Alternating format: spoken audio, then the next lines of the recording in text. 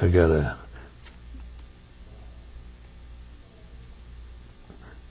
There at Selly, we were strafed by a bomber, and I guess they dropped a bomb right there near where we were, and it was like an A-20 or some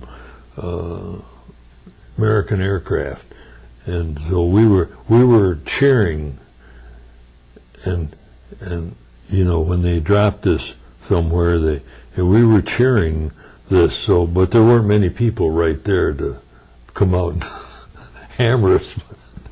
But anyway, we kept going, and it was a day-to-day thing apparently.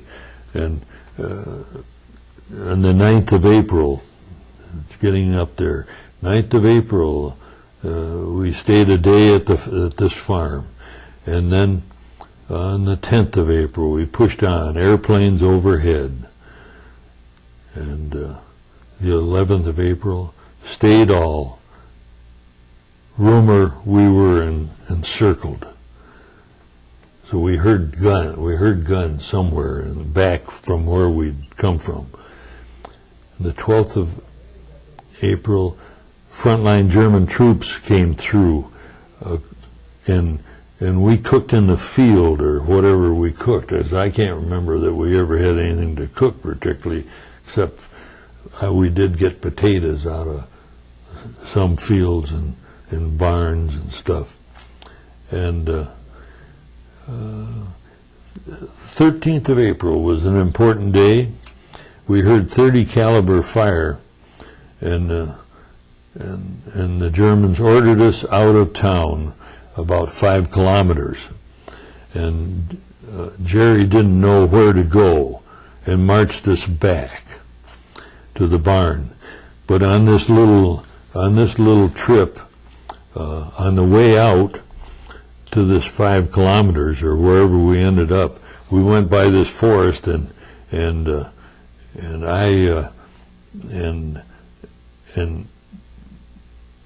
and George what the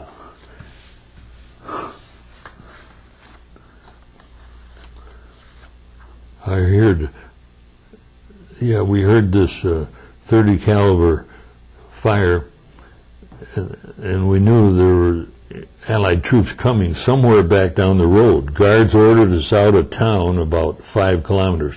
This is when passing a dense forest area, I suggested and agreed with George O'Brien that leaving our group and meeting up with our forces as they approached.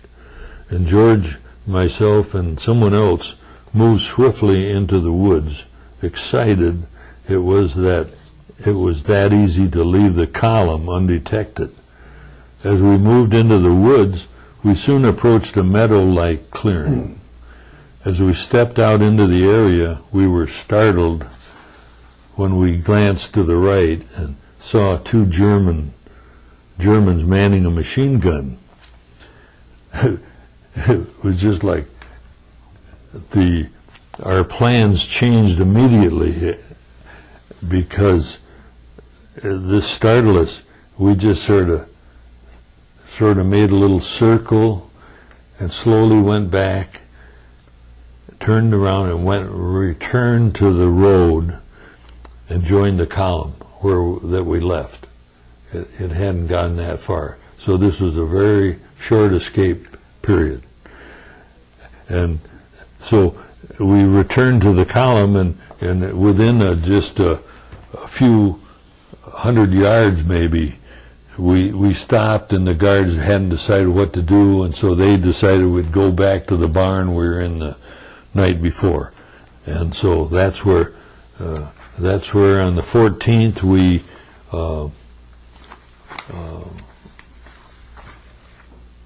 had the guards. I think they gave us their guns more than we took them away from them, because they felt that they were, and most of them, and I can't account for all the guards, but some of them came with us. And some of them took their uniforms off even, so they had some plan. But anyway, we got in the road, and we knew someone would be down the road, and we would be able to see the Americans or somebody. And so we came over this hill, and we could tell someone was down at the bottom of the road, and I think I could see these men standing and with equipment that was off the road at the time. And anyway, when we got there, they showed up with more arms and to confront us before they could find out who we were. But when they did, we were welcomed by the British tank force, and we were given by some of them, candy bars and some goodies like that. In fact, I don't ever remember anything else except that I had some chocolate bars that was really wonderful. Well, I'm going to shorten this because there's so much detail and I can't remember happening at this time of leaving. I know that we were told that the Yanks were in the next village. I think that's the comment by the British. And so either walk, and perhaps I got a ride, and I'm not sure. But I guess maybe I did ride on something. But we got to some place, and I know other stories that I've talked to my associates and fellow prisoners, ex-prisoners, that, and George O'Brien in particular, said that they were searching German soldiers, and that he got something off of one German soldier. But I know that I got a helmet, and it seemed like it was from the warehouse that they were by where they were. It was a brand new helmet, like it had never been issued to a German, and a bayonet, short German bayonet, and its sheath. And that was a relic that I all of a sudden took possession of. And so I guess that's about where I got that. But anyway, we ended up at this airport area. It was an airport where C-47s were bringing in fuel and jerry tanks or cans, and bringing in supplies, taking prisoners out. And so there were a lot of people, and I registered on the 16th, and or on the 15th. That isn't true.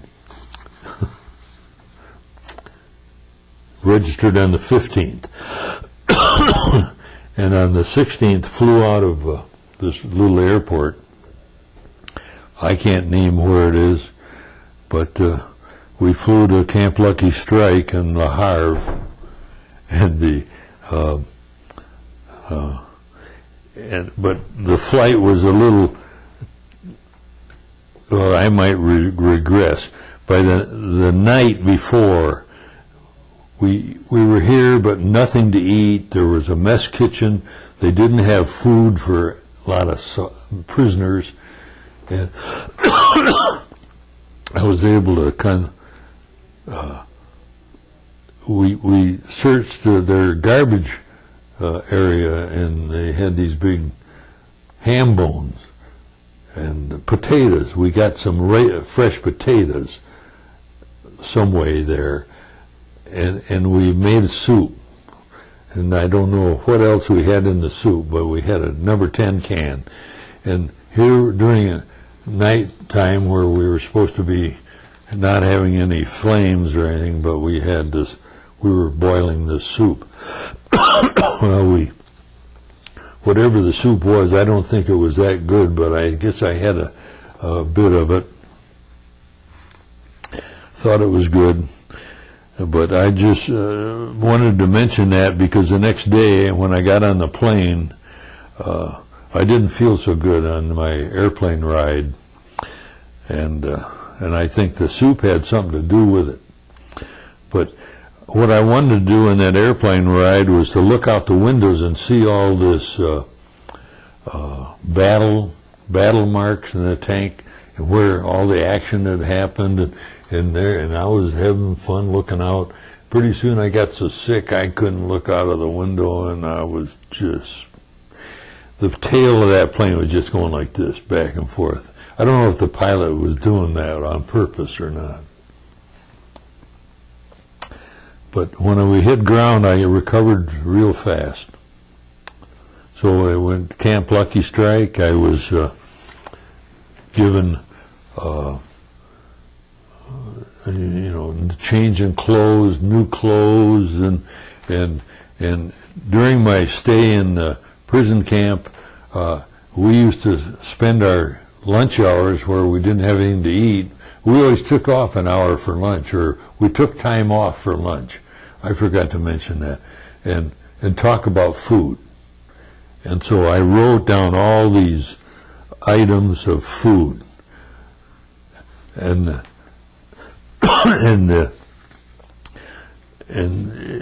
someone would mention something and I'd write it down, or something that I said. I think I got a problem here.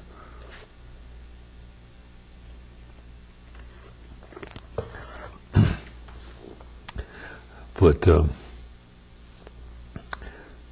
so it was just, when you talked about food, it was just like you're eating food. It had some sort of a calming effect on you. Then,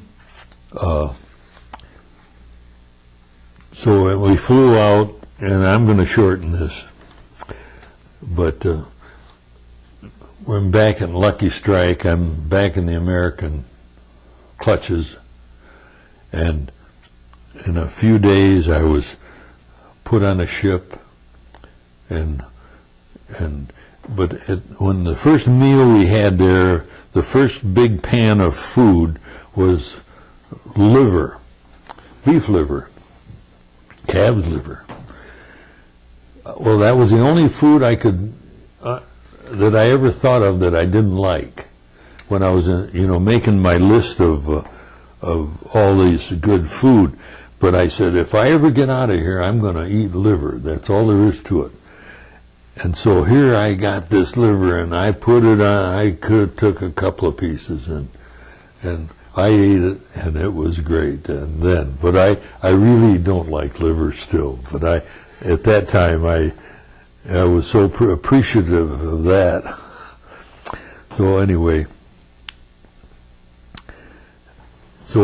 on board ship, the end of the war happened, and I don't think we were much out of the English Channel before the end of the war, which was some special time.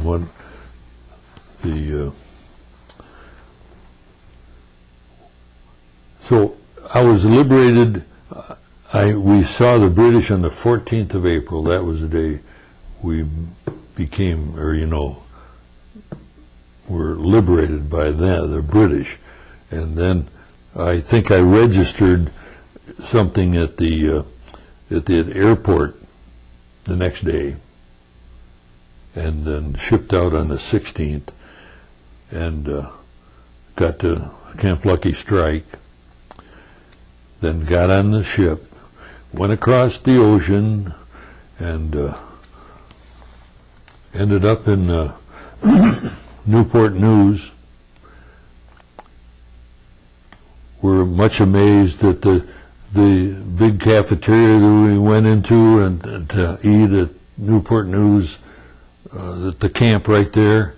All these German prisoners were dishing the food out, which all the prisoners, they sort of they couldn't believe that they had it so good, the German prisoners, which was true. But to shorten my little story, which was a long story when you talk about it, but I went to camp. I went on furlough. I guess I'm from Fort Sheridan in Chicago. Somehow I had to get there on a train or somewhere. And then I went to Battle Creek, is where I'm from, Michigan, and I had a month's furlough. At that time, during that time, the Provost Marshal called me and said they wanted to have an interview with me at Fort Custer. It was called Camp Custer in those days. And so I met this Provost Marshal. He had pictures of this field where I was captured.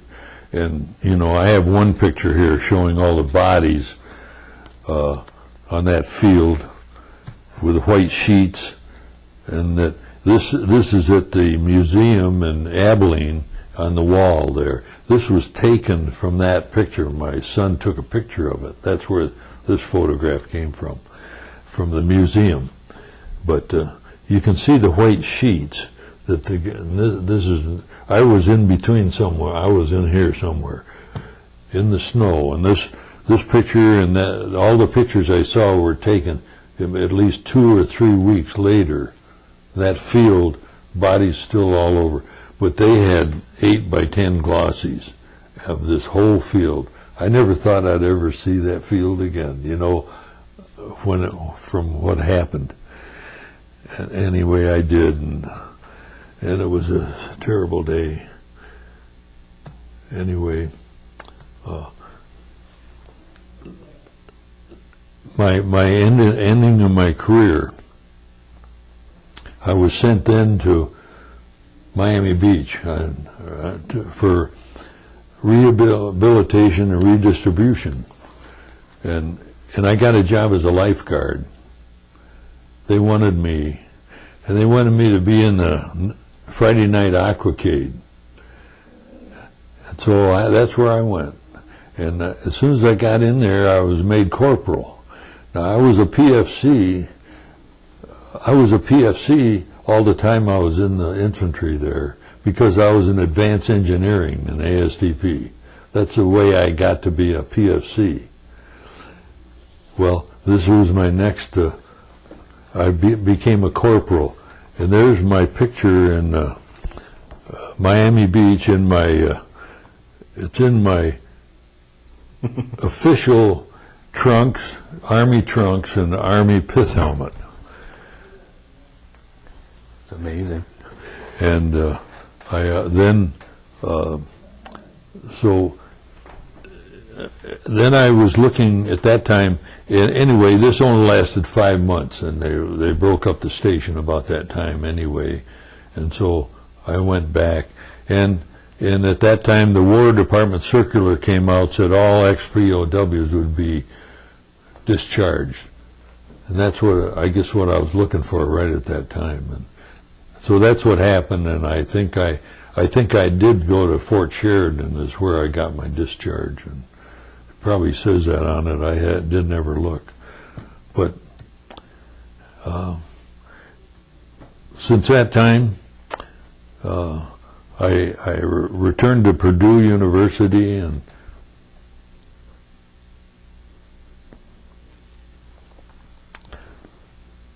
sorry.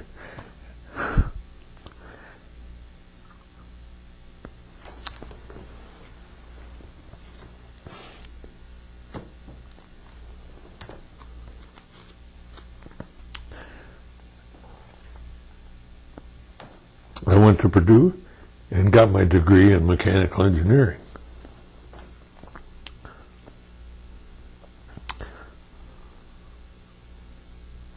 Also, I met my wife.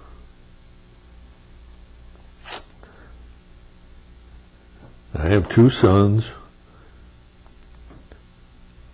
I graduated from Purdue, and we graduated from Purdue, and I married Mary Fran. I have 1 son that went back to Purdue. Excuse me.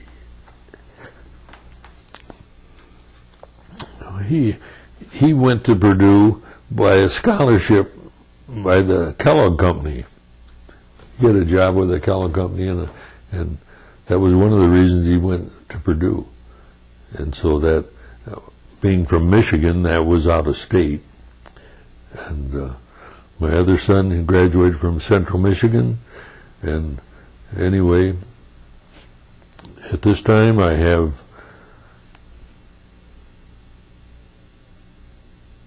5 grandchildren, 2 married, no great-grandchildren yet. 1 on the way. That's it. Thanks a lot. Thank you, sir. God bless you.